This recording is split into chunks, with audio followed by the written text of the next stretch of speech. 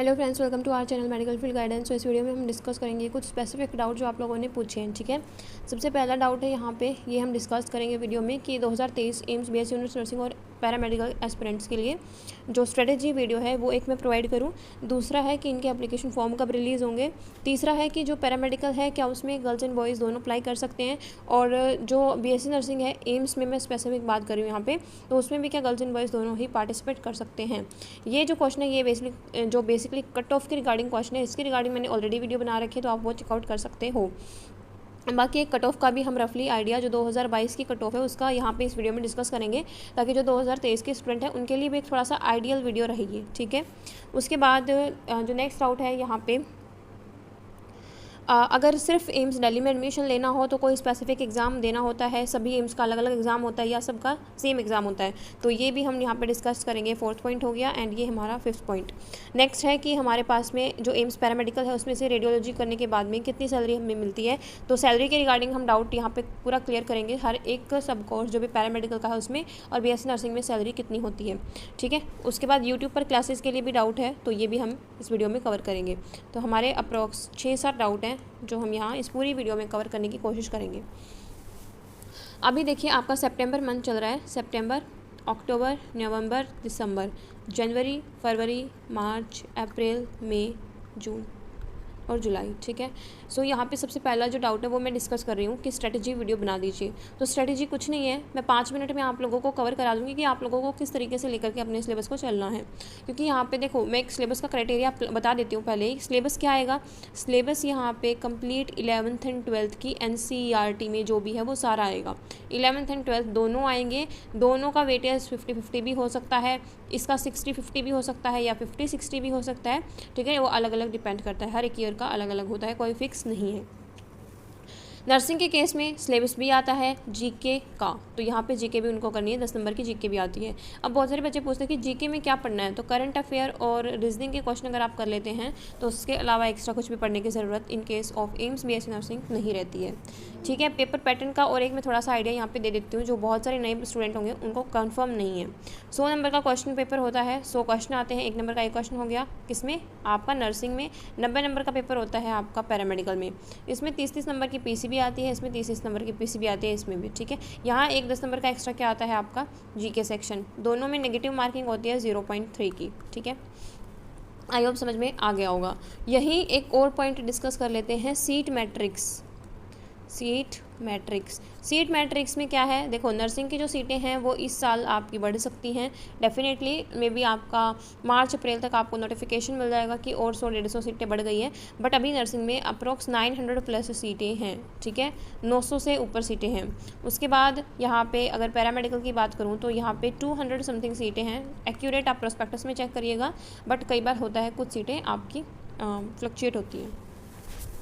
यहाँ पे एक और इम्पॉर्टेंट बात हम करेंगे, मैंने यहाँ भी बताया आपको कि 900 आपकी सीटें हो चुकी हैं। ये जो 900 सीटें हैं, पहले कितनी थी, 571 सीटें थी। 571 से 900 सीटें आपके 2 सालों में इंक्रीज़ हुई हैं, 2 ईयर्स में।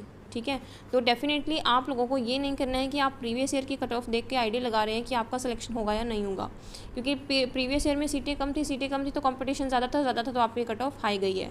बट यहाँ पे ये भी ध्यान रखना है कि कोविड था तो कुछ फ्लक्चुएशन उसकी वजह से भी आई है, तो आपका कट ऑफ का आइडिया आप लोग नहीं लगा सकते हो by evaluating previous year cut offs. ठीक है, for AIIMS BSc nursing and paramedical में ये बात कर रही हूँ, क्योंकि कुछ फैक्टर्स थे जिसकी वजह से 2020 की जो कट ऑफ थी वो बहुत लो गई थी।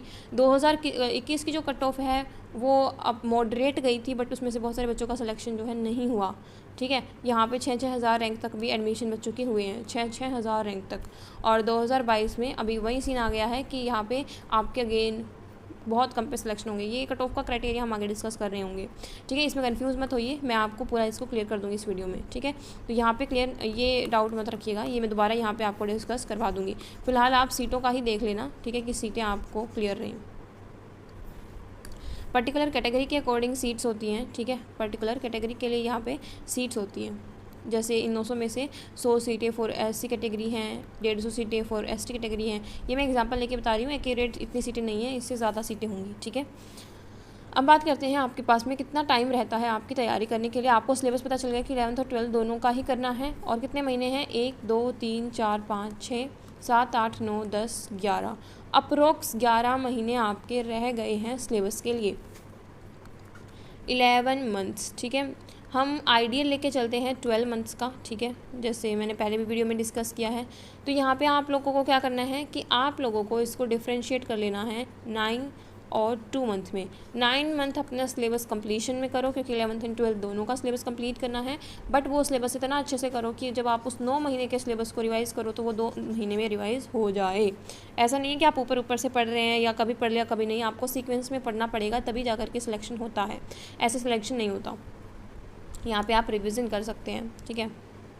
अच्छा, दूसरा यहाँ पे इंपॉर्टेंट चीज़, कुछ बच्चों को होता है कि दी हमें डेली टारगेट अगर नहीं मिलते हैं तब तक हम पढ़ाई नहीं कर पाते हैं। तो यहाँ पे मैं टेलीग्राम चैनल पे जो हमारा पेड कोर्स है उसमें जो हम कंप्लीट मंथ में क्या करते हैं वो जो PDF है, मतलब जो शेड्यूल की PDF है पेड कोर्स वाली, वो मैं टेलीग्राम चैनल पर शेयर कर देती हूँ। तो आप उसको एक आइडिया लेके चल सकते हो कि हाँ हमें अप्रोक्स ये फॉलो करनी है ये चीज़ें, क्योंकि बैच के बच्चे भी उस चीज़ को फॉलो करते हैं। तो कहीं ना कहीं फिर आप बैच के अकॉर्डिंगली चल सकते हो। ओके, फिर चाहे आप कहीं से भी तैयारी कर रहे हो बट हाँ उस चीज़ को फॉलो कर लो, या उसमें कुछ मॉडिफिकेशन आप कर सकते हो, ठीक है, वो आप कर लीजिएगा, ठीक है। दूसरा इंपॉर्टेंट चीज़ यहाँ पे बात करें, बहुत सारे बच्चों को ना बुक का रिगार्डिंग बहुत डाउट होता है कि दी हमें बुक बता दीजिए कि कौन सी बुक बेस्ट रहेगी, ठीक है। बुक के लिए देखो, बायो में NCERT सबसे बेस्ट रहेगी, बायो और केमिस्ट्री के केस में स्पेशली आपकी inorganic and organic. Physical and physics में यहाँ पे भी आपको क्वेश्चन प्रैक्टिस करनी पड़ेंगे, तभी जा कर के आप थोड़ा सा बेटर परफॉर्म कर पाओगे। तो यहाँ पे ऐसा नहीं है कि आप नीट लेवल की बुक सॉल्व करो, क्योंकि नीट में थोड़े हाई लेवल के क्वेश्चंस आते हैं एंड यहाँ पे क्वेश्चंस हाई लेवल के रहते हैं। बट जैसे 30 क्वेश्चन होते हैं फिजिक्स के, तो 30 में से 5 से 7 क्वेश्चन आपको ऐसे मिलेंगे जो कि आपको थोड़े से टफ लगे।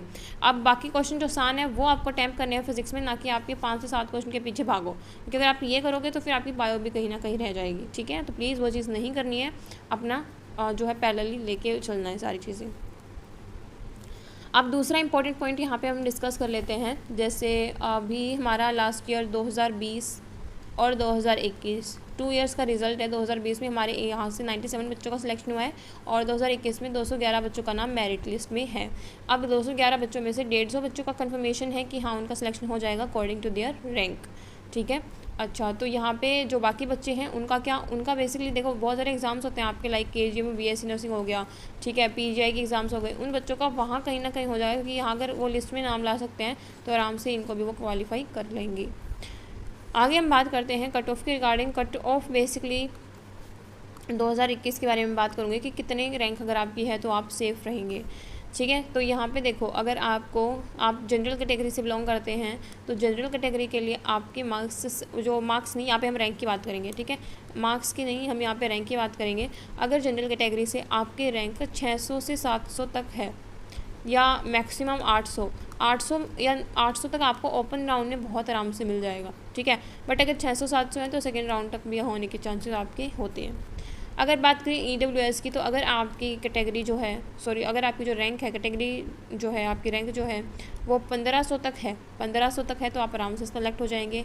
OBC का अगर आपका 1000 to 1300 है तो आप बहुत आराम से यहाँ पे कट ऑफ क्रॉस कर लेंगे।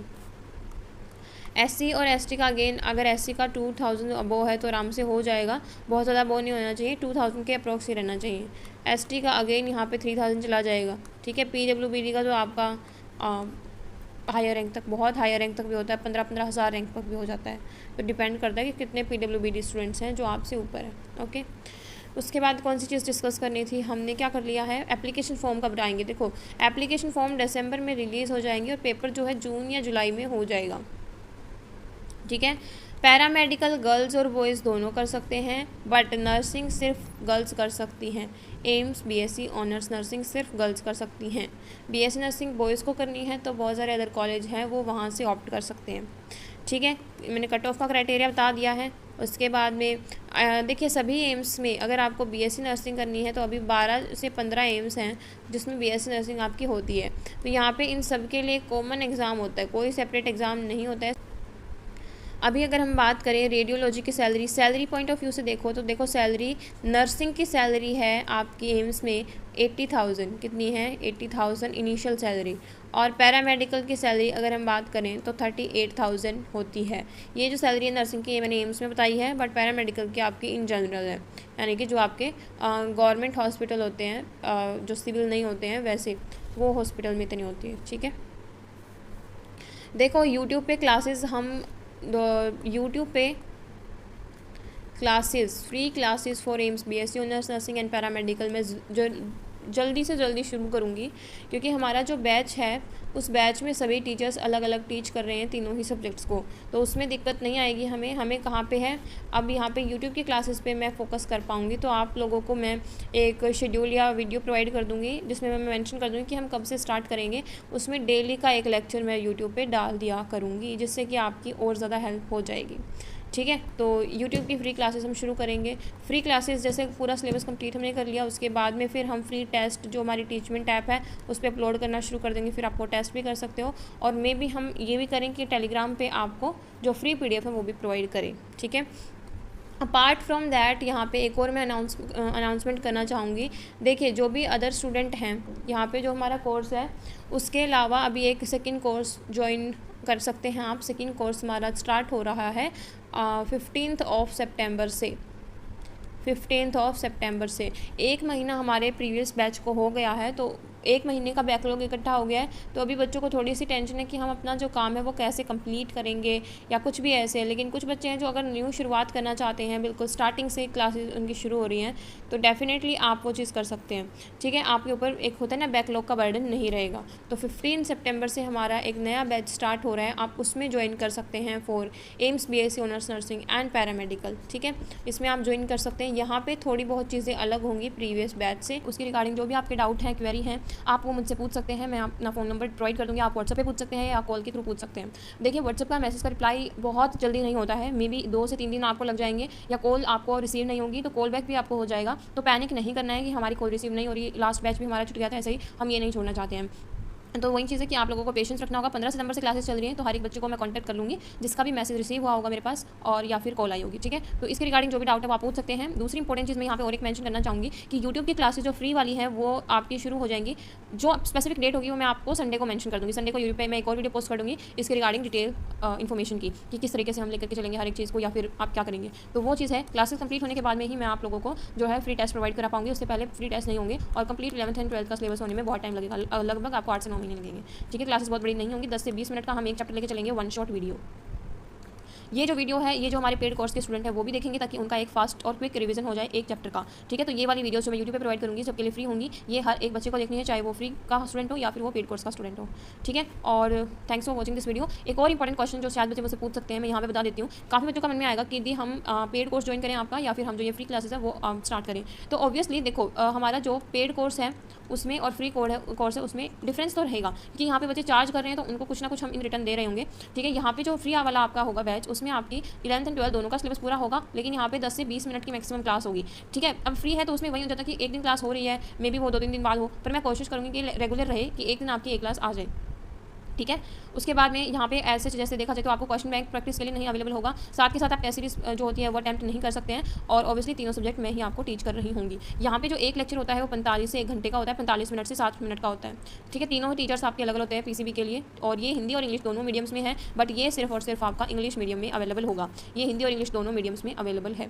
यहाँ पे हम स्पेसिफिक इन लास्ट के 1-1.5 महीने में आप लोगों को ये भी बता देंगे कि यहाँ पे इस चैप्टर में पर्टिकुलर आपको ज़्यादा ध्यान देना है, या फिर ये पर्टिकुलर क्वेश्चन आया हुआ है, तो यहाँ इस सीरीज़ में और इन सीरीज़ में, इन दोनों में ही मैं आपको PYQ सीरीज़ जो है प्रोवाइड करूँगी। PYQ सीरीज़ दोनों में आपको अवेलेबल होगी। यहाँ थोड़ा बेनिफिट हो जाएगा, क्योंकि देखो लास्ट टाइम भी मैंने बोला था कि हमारे कोर्स से 2020 में अगर हम बात करें तो 43 क्वेश्चन डायरेक्ट आए थे, और 2021 में 67 क्वेश्चन डायरेक्ट आए हैं। तो देखो 67 क्वेश्चन डायरेक्ट आने की अपने आप में बड़ी बात हो जाती है, क्योंकि इतने मार्क्स पर अगर आप जनरल कैटेगरी से हैं तो आपका कोई ना कोई एम्स में सिलेक्शन हो जाएगा। ठीक है, तो डेफिनेटली, और कोई भी डाउट एंड क्वेरी है तो आप मुझसे पूछ सकते हैं। अगर आपका एट द स्पॉट रिप्लाई नहीं आ रहा है तो प्लीज़ पेशेंस रखिएगा।